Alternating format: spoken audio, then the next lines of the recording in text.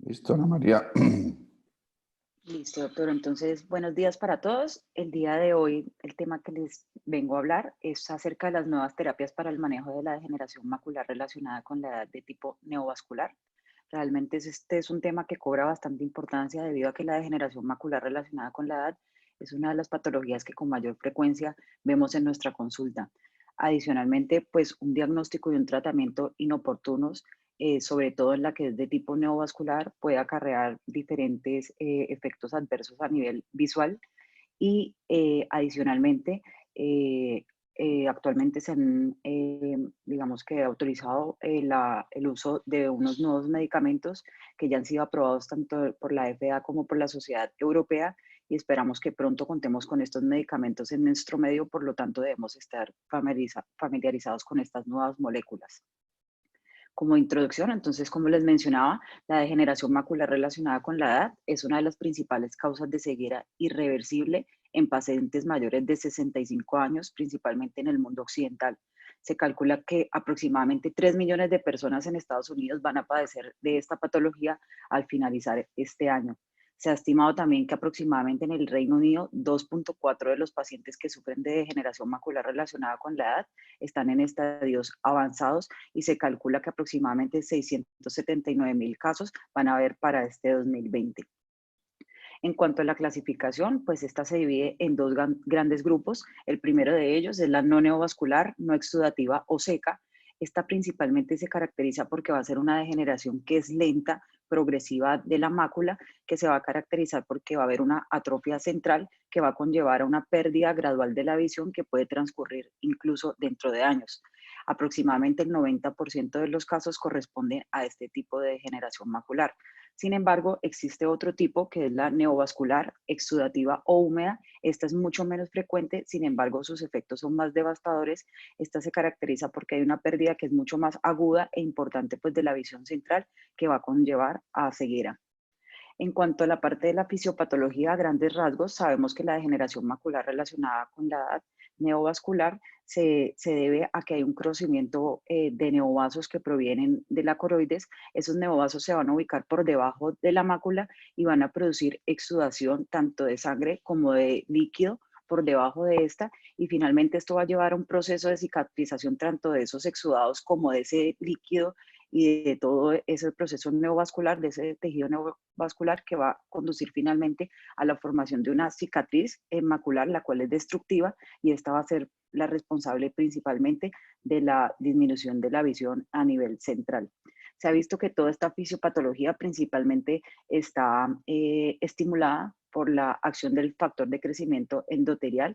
Este, digamos que es el responsable de ese crecimiento aberrante y de esa exudación, es el responsable de la angiogénesis y además es considerado un importante inductor de permeabilidad, es incluso uno de los más potentes con los que contamos pues, en el organismo.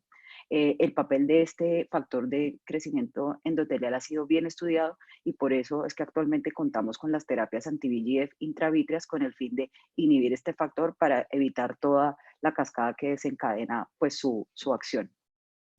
En cuanto al tratamiento que se utilizaba para esta patología, digamos que antes del advenimiento de los medicamentos antiangiogénicos, estos pacientes eran tratados con terapia láser focal, con esteroides intravitreos, a algunos se les realizaba terapia fotodinámica con verteporfina e incluso algunos eran sometidos a excisiones quirúrgicas donde se retiraban membranas coroideas neovasculares. Sin embargo, ya para el 2004, la FDA autoriza la comercialización de un medicamento llamado Pegaptanib, y digamos que este medicamento es el que le abre las puertas al resto de medicamentos antiangiogénicos que actualmente conocemos y que son los más utilizados, dentro de ellos el ranibizumab, aflibercept y bevacizumab. Esta es una tabla donde les quería resumir los medicamentos que actualmente contamos. En la columna de acá de la izquierda vemos el nombre comercial, el medicamento y su concentración. Aquí en la descripción, en cuanto a su morfología pues, molecular, vemos que todos son anti-VEGF, sin embargo, tienen estructuras diferentes. Unos son oligonucleótidos, otros son anticuerpos humanizados y hay proteínas recombinantes. Y en cuanto a su aprobación, vemos que su aprobación fue más o menos reciente, a partir del 2004, y vemos que todos están autorizados pues, para su utilización en el tratamiento de la degeneración macular relacionada con la edad de tipo neovascular. Sin embargo, a pesar de que se conoce que este tratamiento es tan efectivo, muchas veces esta terapia con anti-VEGF tiene bastantes limitaciones. Dentro de las principales encontramos que estos medicamentos son de alto costo. Estas terapias requieren de inyecciones intravítreas que deben ser frecuentes. Algunos pacientes pueden que presenten una respuesta incompleta o incluso falta de respuesta. Además, los pacientes presentan una mala adherencia y esto viene pues de la mano de las anteriores que acabo de mencionar. Y adicionalmente, pues un estudio reciente muy serio demostró que aproximadamente el 50% de los pacientes con degeneración macular relacionada con la edad neovascular, así reciban terapia anti-VEGF de manera regular, van a desarrollar una cicatriz submacular que finalmente va a ser responsable pues, de la pérdida de la agudeza visual central. Otro estudio adicionalmente demostró que en un grupo de pacientes que fueron tratados durante un año con terapia regular anti-VEGF y mostró datos que realmente son alarmantes porque mostró que aproximadamente el 20% de estos pacientes pierden la visión, el 50% no van a lograr una agudeza visual de 20/40 y recordemos que esto es lo mínimo que se necesita para al menos acceder a una licencia de conducción y 2/3 o más no logran una ganancia de agudeza visual de 3 o más líneas. Debido pues entonces a todas estas limitaciones de estos medicamentos, entonces en la actualidad se han dirigido diferentes objetivos de investigación con el fin de buscar otras moléculas que puedan actuar en diferentes puntos del proceso fisiopatológico de esta patología, bien sea o para mejorar la monoterapia que veníamos recibiendo de anti-VEGF o para potencializar su efecto. Dentro de los medicamentos que actualmente están en investigación, entonces encontramos el factor de crecimiento derivado de las plaquetas, encontramos los moduladores de la quinasa del receptor TAI2, encontramos las formulaciones de liberación sostenida de anti-VEGF, encontramos los anti-VEGF en formulaciones tópicas y orales, y lo último es que se ha revolucionado es acerca de la terapia genética con vectores virales. Antes de abordar los medicamentos nuevos con los cuales se espera contar acá, debemos reconocer pues como el rol de todos estos factores a los cuales vamos a intervenir con estas terapias. Digamos que el rol del VEGF ya lo conocemos, es una glucoproteína que es dimérica y está unido pues a la heparina. Su peso o su tamaño es de aproximadamente 40 kilodalton y este está ubicado en el brazo corto del cromosoma 6 en la región 2, banda 1, subbanda 3. Este es el responsable de la vasculogénesis, que es la formación de nuevos vasos, y además de la angiogénesis, que es la formación de vasos a partir de vasos ya preexistentes. Además, se encarga de la proliferación, la migración de células endoteliales y es considerado pues, uno de los vasodilatadores más potentes. Dentro de las familias de los VEGF existen 7 miembros. Estos son el VEGF-A, el B, el C, el D, el E y el F, además del factor de crecimiento placentario. Sabemos que el VEGF-A está resaltado en rojo porque es el que más guarda relación con todos los procesos fisiopatológicos que ocurren a nivel intraocular. Entonces, el VEGF-A es producido por múltiples células dentro de la retina. Dentro de las principales están las células de Müller, están los pericitos y además el endotelio vascular.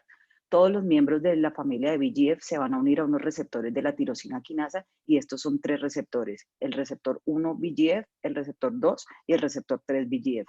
Como vamos a ver, el VEGF-A tiene predilección por la unión al receptor 1 y 2 y preferiblemente por el receptor 2 y cuando se une a este receptor vamos a ver que es donde se va a dar el desenlace de la mayoría de los eventos fisiopatológicos. En cuanto a los estimuladores para la liberación, digamos, del VEGF, se ha estudiado que el principal ha sido la hipoxia y esto ha sido ratificado en otras patologías como por ejemplo la retinopatía diabética proliferativa y las oclusiones vasculares en donde también hay áreas pues de isquemia y se ha visto que también hay una mayor producción de factor de crecimiento endotelial. Otros factores que se asocian a la liberación de este es el factor de necrosis tumoral alfa y beta y uno muy importante, la angiopoyetina 2, además de la interleuquina 1 y 6, la TSH y los estrógenos. También se ha visto asociado que los estados de hipo o hiperglicemia también se asocian a liberación de factor de crecimiento endotelial. Como les mencionaba, entonces existen 3 receptores. El VEGF-A va a tener predilección por la unión al receptor 1 y al receptor 2. Vemos que el receptor 2 principalmente está ubicado a nivel del endotelio vascular y cuando se une al VEGF va a desencadenar principalmente proliferación, migración y permeabilidad. ¿Y esto a qué va a conllevar? Su efecto fisiológico va a ser vasculogénesis y angiogénesis, que son los pirales pues, de la fisiopatología de de la degeneración macular relacionada con la edad de tipo neovascular. Cuando vemos que se une al receptor 1, principalmente el efecto fisiopatológico va a ser hematopoiesis, y cuando se unen al receptor 3, el efecto fisiológico va a ser la vasculogénesis, además de la formación de nuevos vasos linfáticos. Adicionalmente, entonces debemos saber que el VEGF además tiene 4 isoformas. Dentro de ellas, la isoforma 165 es la más común y es la que más se ha visto asociado a todos los procesos de neovascularización patológica. Sin embargo, las otras isoformas también se ha visto que guardan relación con el mantenimiento de la homeostasis a nivel de la vasculatura retiniana. El segundo papel que se ha estudiado es el factor del crecimiento derivado de las plaquetas. Este principalmente es producido por los pericitos. Los pericitos son células mesenquimales que se encargan tanto de la producción de factor de VEGF como otros factores de crecimiento. Digamos que los medicamentos que se están estudiando para inhibir este factor están direccionados a eliminar los pericitos. De esta manera, pues disminuiría su producción, y de esta manera se podría potencializar la acción del VEGF. Adicionalmente, se ha visto que este factor del crecimiento derivado de las plaquetas es el que está directamente relacionado con la formación de la cicatriz submacular, que es la responsable de la ceguera central. Entonces, se ha visto que con estos medicamentos se puede lograr disminuir esa fibrosis subretiniana y de este modo, pues podríamos tener un mejor pronóstico visual en estos pacientes. El tercer rol que se ha estudiado es el papel del receptor TIE2. Este básicamente se expresa en las células endoteliales y lo que se ha visto es que cuando se activa va a limitar la permeabilidad. Este receptor se va a unir principalmente a la angiopoyetina 1 y a la angiopoyetina 2.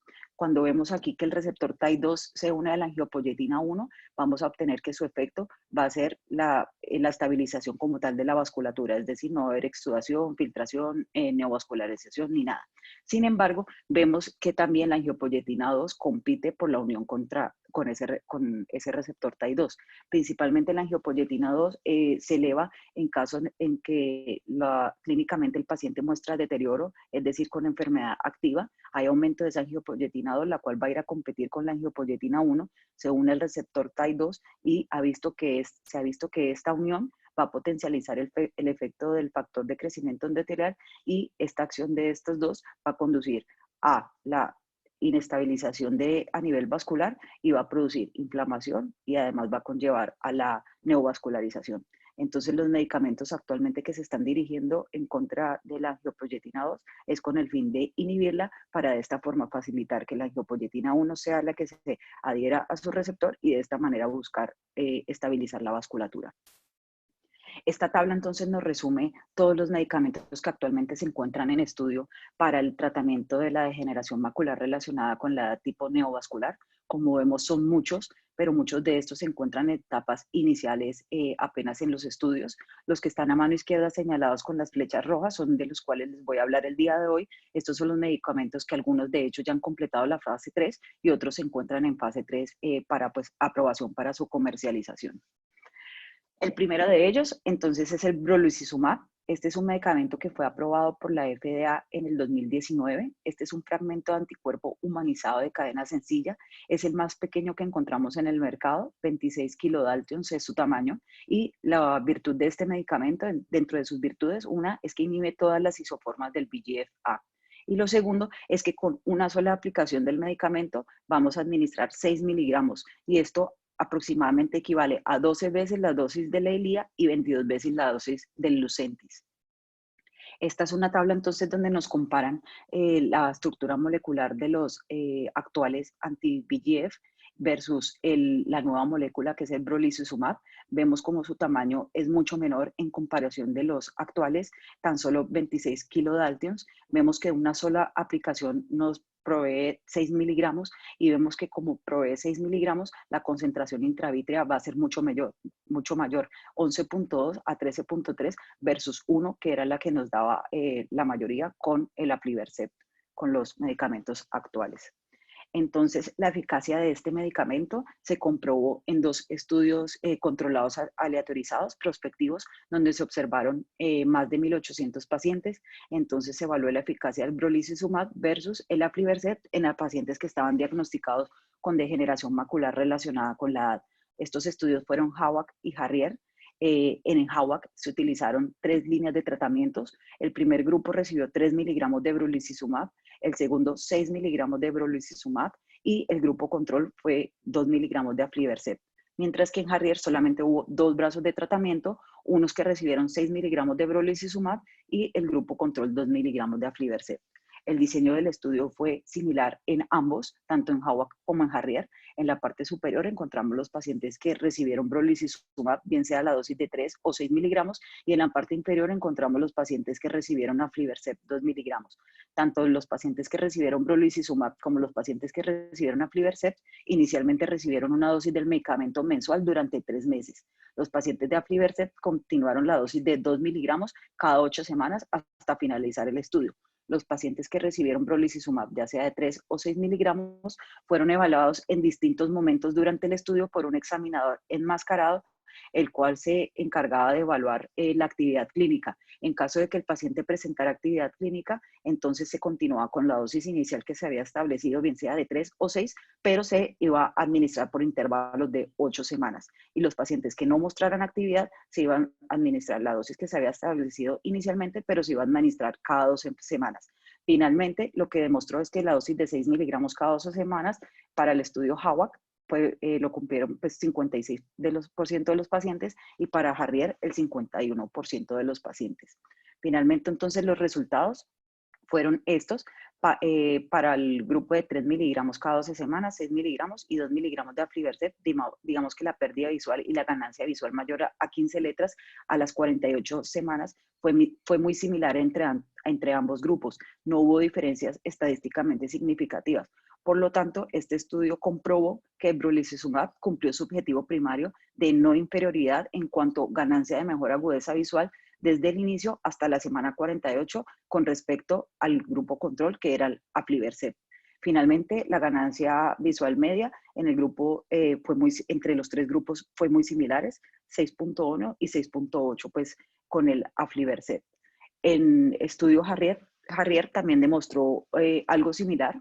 Entonces, finalmente eran los 2 brazos, el de 6 miligramos y el de 2 miligramos. Vemos que los resultados en cuanto a pérdida y a ganancia visual también fueron muy similares y la ganancia final al finalizar también fue muy similar. Esto pues apoyó los resultados de HAWAC, en el cual no había inferioridad del brolucizumab con respecto a la aflibercept. ¿En qué sí demostró ventajas el brolucizumab? Principalmente en 3 aspectos. El primero, en disminución del grosor a nivel central macular. En el estudio HAWAC demostró que la dosis máxima de 6 miligramos del brolucizumab redujo el grosor central hasta en menos 175 micras y en Harrier hasta menos 198 micras. En otra cosa que fue superior fue la reducción del líquido subretiniano. Acá tenemos los 2 estudios y los diferentes momentos en que fueron evaluados los pacientes en la semana 16, semana 48 y semana 16.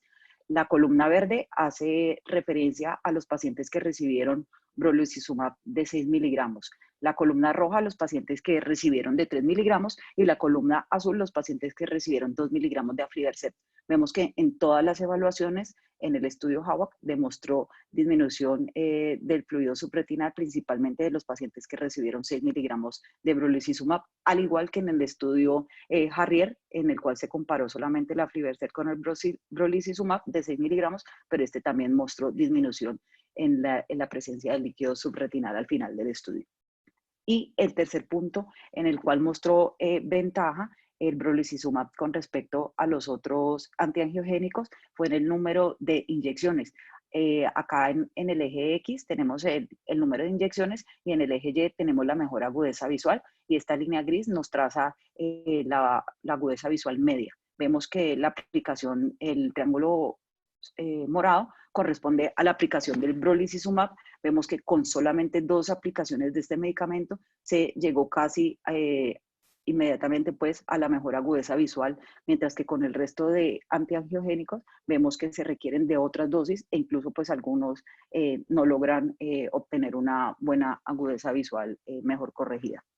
Sin embargo, todas estas ventajas que nos muestra pues el estudio del brolucizumab en este momento, pues digamos, está a la mira porque está pronto a salir un estudio de una serie de casos retrospectivos donde se evaluaron 15 ojos de 12 pacientes, casualmente todas mujeres, 11 de ellas caucásicas, y donde se ha evidenciado que posterior a la administración del brolucizumab se ha desarrollado en algunos casos, casos de vasculitis retiniana e inflamación intraocular. Dentro de las variables clínicas que compartían pues estas pacientes, habían recibido anti-VEGF en el rango de 2 a 80 inyecciones, bien sea con monoterapia o con terapia combinada. Los síntomas por los cuales consultaron principalmente fueron flotadores, disminución de la agudeza visual, escotomas e incomodidad ocular. La incomodidad ocular la mencionaban como uno de los principales síntomas, ya que esto obligó a los pacientes incluso a consultar. Esta sintomatología obligó a los pacientes a consultar incluso antes de que su médico los hubiera citado. Y finalmente la agudeza visual media previa del brolucizumab fue de 20-50, y en algunos pacientes la agudeza visual debido a la inflamación de la vasculitis se deterioró tanto hasta 20-200, y esto fue estadísticamente significativa. Todos los ojos afectados mostraron inflamación intraocular en diferente medida. Los rangos de inflamación varían desde casos leves, desde inflamación solamente en cámara anterior, hasta casos tan severos como el que les traigo aquí. Este es el caso número 3 que van a reportar en el estudio. Esta es una paciente que había recibido inyección intravítrea de brolucizumab 2 semanas antes y consulta por flotadores, disminución de la agudeza visual, además de incomodidad ocular. Entonces, al examen del fondo de ojo vemos pues la irregularidad en cuanto a la vasculatura retiniana, que está señalada por las fechas blancas, y además vemos áreas de hipoperfusión distal. Se le realizó una angiografía fluoresceínica que en la fase temprana, a las 34 segundos, evidencia cómo no hay llenado completo de las arterias retinales y cómo se acompaña de hipoperfusión distal. En las fases tardías, a los 64 segundos, digamos que se hace más evidente la hipoperfusión arterial retinal y se hacen más evidentes las áreas pues, de isquemia. Finalmente, este paciente evolucionó muy tórpidamente. Este paciente requirió ser llevado a vitrectomía más implante de Osurdex, y esta es la imagen a las 5 semanas donde se evidencia la presencia pues, de hemorragias perivasculares. Finalmente, el paciente a la 7ª semana, después de haberse aplicado la segunda dosis de brolucizumab, desarrolla una hemorragia submacular pues, importante, y se evidencia gran aumento de las hemorragias perivasculares, y finalmente el paciente queda con una agudeza visual de 20-200. El tratamiento de todos estos pacientes requirió pues un manejo intensivo con corticosteroides. Recibieron corticosteroides sistémicos, intravítreos y tópicos, pues dependiendo de la gravedad de la inflamación, e incluso 2 ojos tuvieron que ser llevados a vitrectomía sin mejoría de la visión. Finalmente, el estudio reportó que la agudeza visual media final por cartilla de Snellen fue de 20-136 versus la basal, que inicialmente era de 20-53, lo cual demostró pues una reducción importante. Entonces, en cuanto a las conclusiones que pude tomar de este medicamento, entonces podemos decir que 1, cumplió el objetivo primario de eficacia de no inferioridad. 2, demostró superioridad en la disminución del grosor macular y la reducción del líquido retiniano. 3, pudo permitir un aumento en los intervalos de tratamiento y por lo tanto disminuir indirectamente la carga y los costos.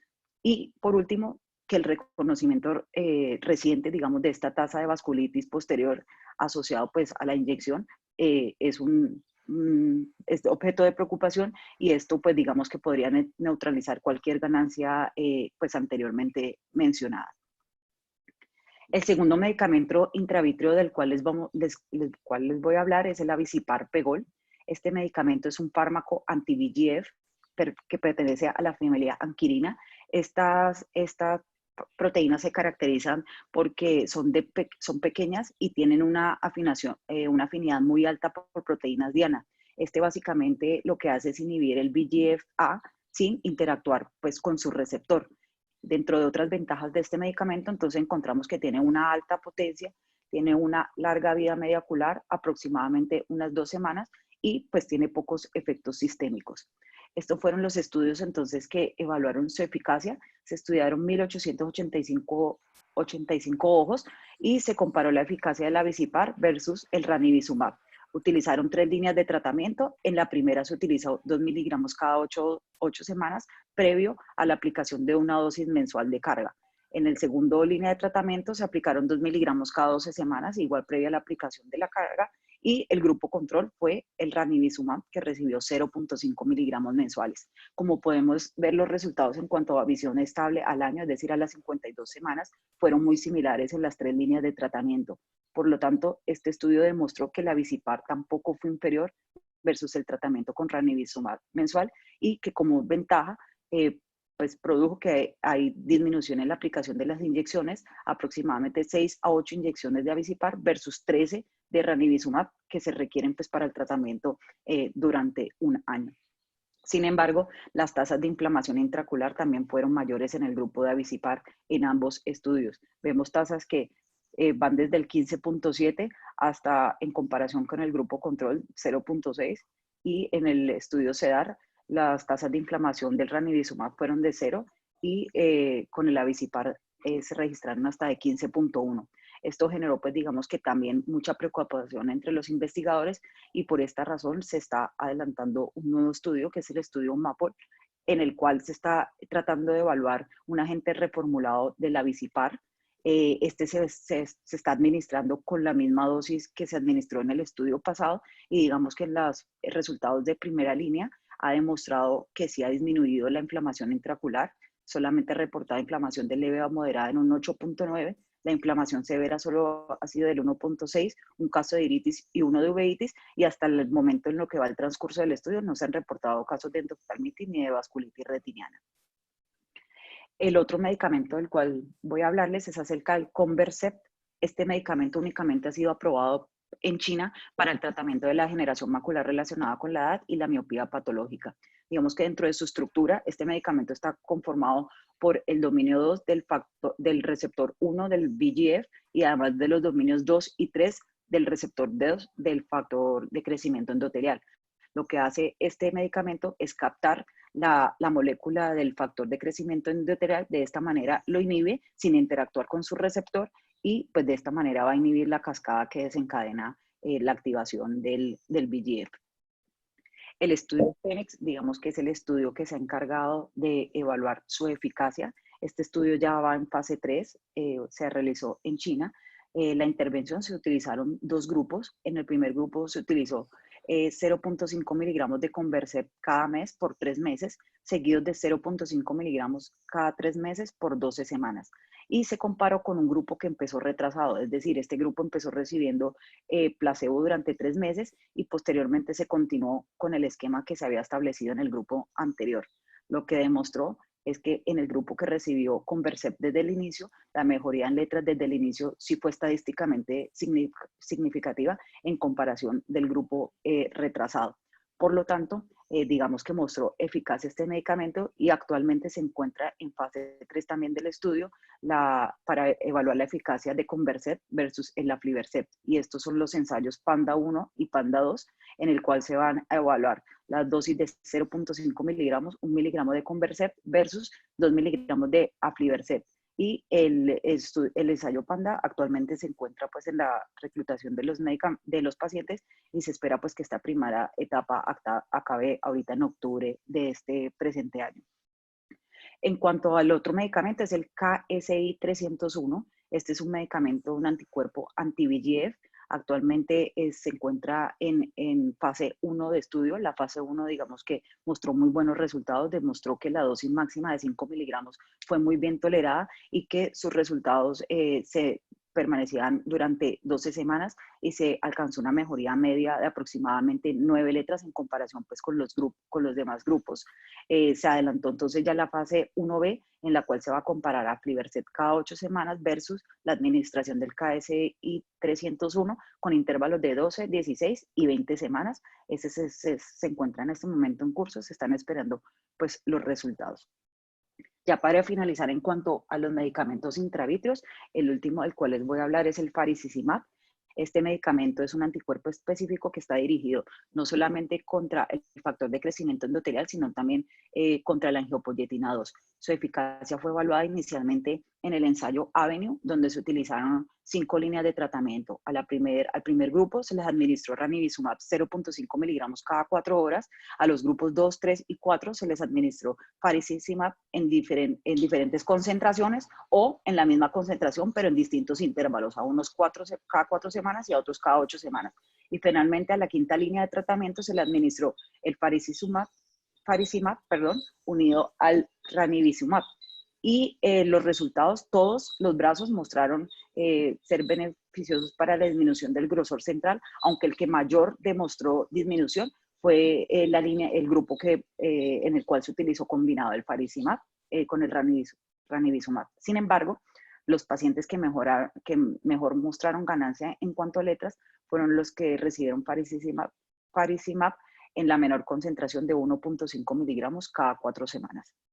Entonces, como este estudio mostró en el ensayo Avenue estos resultados pues tan prometedores, se llevó a la fase 2, que es el estudio Starway, en el cual se evaluó la eficacia del faricimab administrado en intervalos de 12 y 16 semanas y se comparó contra el grupo control que recibió ranibizumab 0.5 miligramos cada mes. Estas fueron las ganancias en letras y como podemos ver, el grupo de faricimab tuvo estadísticamente significativo fue su resultado a favor de este. Adicionalmente, este estudio nos evaluó los pacientes a las 12 semanas, evaluó la actividad de la enfermedad por medio de OCT, de examen clínico y de mejor agudeza visual y determinó que el 65% de todos los pacientes que venían siendo tratados con faricimab no tenían actividad 12 semanas después de la última inyección del medicamento. Y otra ventaja que mostró este medicamento adicional es que adquiere una mayor concentración a nivel intravitro. Aquí nos comparan entonces el ranibizumab versus el faricimab. Aquí en el eje X tenemos los días, y acá en el eje Y tenemos las concentraciones en vitrio. Tenemos aquí en la línea gris más clarita el ranibizumab, la dosis de 0.5 miligramos. Vemos que con la primera aplicación adquiere una concentración X pues, en el vitrio, pero esta va disminuyendo progresivamente hasta que finalmente más o menos a la mitad de los días requiere de una nueva aplicación para conseguir nuevamente un pico y pues continuar su eliminación. Sin embargo, vemos que el faricimab desde la primera aplicación adquiere una mayor concentración a nivel intravitrio y su eliminación es mucho más lenta y progresiva, incluso que cuando se necesita la segunda dosis del ranibizumab, este apenas va por la eliminación al menos como de la mitad del medicamento sin la necesidad de requerir un refuerzo adicional. Como este medicamento también ha mostrado muy buenos resultados, actualmente se está adelantando la fase 3, que es el estudio Lucerne, que se espera sus resultados concluyan para el 2021 en agosto. Finalmente, entonces, las conclusiones de este medicamento, entonces, efectivamente demostró una mayor durabilidad. Probablemente lo que se está estudiando es que esa mayor durabilidad se debe a que inhibe tanto al VEGF como la angiopoyetina 2 y por eso todos los nuevos estudios están encaminados a evaluar esta doble inhibición para ver si potencializa pues el efecto del tratamiento. Ya dejando entonces pues a un lado los medicamentos intravitreos, vamos a pasar a los tratamientos tópicos. Estos realmente no han tenido, digamos, como mucho éxito en cuanto al tratamiento. Sin embargo, las gotas de lactato de escualamina han sido los que, ha sido el medicamento que más se ha llevado a un estudio más largo, estudio fase 3. Estas gotas se ha visto que previenen la señalización de múltiples factores angiogénicos y se trató de demostrar su eficacia. Digamos que la intención del tratamiento tópico es disminuir, la intención que buscaban era ver si se podía disminuir la aplicación de las inyecciones, más no quitar, digamos, la terapia con anti-VEGF. En el estudio de IMPACT, lo que se evaluó fueron gotas 2 veces al día más ranibizumab según la necesidad y se comparó contra un grupo que recibió placebo más ranibizumab según la necesidad. Sin embargo, este estudio no mostró disminución en cuanto a las inyecciones de ranibizumab, ni tampoco una diferencia significativa en cuanto a la mejor agudeza visual corregida. Sin embargo, los investigadores decidieron llevar al estudio a fase 3 y el estudio se extendió durante 9 meses y también se pretendía evaluar la eficacia de las gotas asociadas a ranibizumab versus el placebo con ranibizumab mensual y finalmente los resultados fueron lo mismo. La mayor ganancia de letras se vio en el grupo de la monoterapia con ranibizumab. Entonces, por el momento, los estudios de terapia tópica, digamos que están como en stand-by mientras se encuentran unos nuevos agentes. Ya para finalizar, entonces les voy a hablar acerca de los dispositivos de liberación prolongada. Este es un dispositivo bastante novedoso. Se conoce como el dispositivo de liberación de ranibizumab, que es el PDS. Es un dispositivo que no es biodegradable, se fija a la esclera como lo vemos acá, y este tiene un dispositivo de aproximadamente 0.05 mililitros de ml que se puede recargar por el mismo paciente de ranibizumab. Digamos que los estudios en fase 1 mostraron excelentes resultados, mejoró la agudeza visual mejor corregida versus las inyecciones mensuales del ranibizumab. 20 pacientes mejoraron incluso hasta 10 letras y la media de recargas relativamente fue baja, 4.8 recargas a los 12 meses. Debido a que mostró grandes resultados en la fase 1, se llevó a la fase 2 con el estudio LADER, en el cual se pretendía evaluar la efectividad, durabilidad y la seguridad de este dispositivo. En este dispositivo se utilizaron diferentes concentraciones, unos 10 miligramos, 40, 100 miligramos, y se compararon contra inyecciones mensuales de 0.5 miligramos de ranibizumab. Todos mostraron, digamos, eficacia. Sin embargo, los más comparables fueron los pacientes que recibieron los 100 miligramos en el dispositivo con los que recibieron inyección mensual. Más o menos los resultados fueron similares en cuanto a grosor macular y a cambio de letras, en ganancia de letras, perdón. Por lo tanto, este dispositivo también ha mostrado mucha eficacia y actualmente se encuentra en fase 3 en curso, la cual también se espera completar para el año 2021. Ya para finalizar entonces, como conclusiones finales, el mensaje es que definitivamente el desarrollo con la terapia anti-VEGF ha revolucionado el tratamiento de la degeneración macular relacionada con la edad, sobre todo de tipo neovascular. Los medicamentos anti-VEGF definitivamente se han reducido significativamente la incidencia mundial de ceguera. Actualmente se están desarrollando medicamentos para abordar las deficiencias en cuanto al tratamiento del anti-VEGF. Digamos que todas las investigaciones apuntan a todos estos receptores que les mencioné anteriormente, buscar moléculas dirigidas contra el receptor TAI2, la angiopoyetina 2 y el factor de crecimiento plaquetario, digamos que con la intención, si bien de no mejorar la monoterapia del VEGF, posiblemente de sí potencializarla. Los dispositivos pues, de liberación, la función es extender la duración del efecto anti-VEGF y evitar pues, las inyecciones frecuentes que ocasionan una mala adherencia pues, al tratamiento. Se están pues, explorando terapias tópicas sistémicas anti-VEGF y factor de crecimiento plaquetario, digamos, con la intención de disminuir la frecuencia de las inyecciones. Y lo más prometedor que, digamos, viene hacia futuro es todo lo de terapia génica, en la cual están utilizando unos vectores víricos y lo que se pretende es lograr que haya una producción continua de VEGF, pero como tal del aparato celular de la retina. Sin embargo, esto todavía está en fases experimentales y aún todavía no hay resultados consolidados de estudios en el momento. Listo. Muchas gracias.